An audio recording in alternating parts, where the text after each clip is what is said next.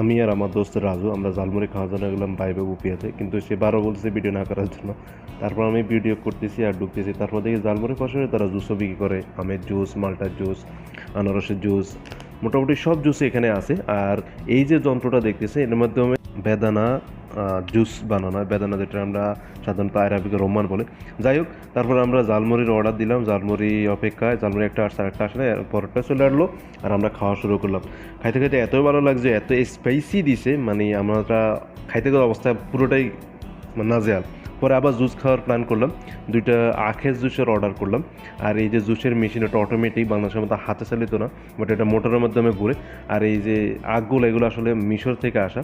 তবে বিশেষ করে এখানে আপনি যতগুলো জুস খাবেন, যে কোনো দোকানে, যে কোনো স্থানে, অর্গানিক, কোনো ধরনের মানে ফরমালিন তো নাই, ফ্রেশ আপনার সামনে এরা বানাই দিবে যে ভাই দেখেন আপনার সাথে ফ্রেশ বানাইতেছি।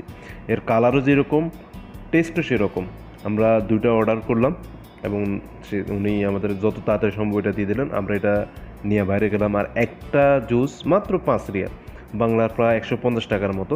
মোটামুটি ভালোই লাগলো টেস্টটা। আপনারা চাইলে ট্রাই করতে পারেন যে কোনো স্থানে, গরমে দিয়ে মোটামুটি ভালোই লাগবে আপনাদের কাছে। যাক, আমরা বাইরে গেলাম আর ভালোই লাগলো, এনজয়।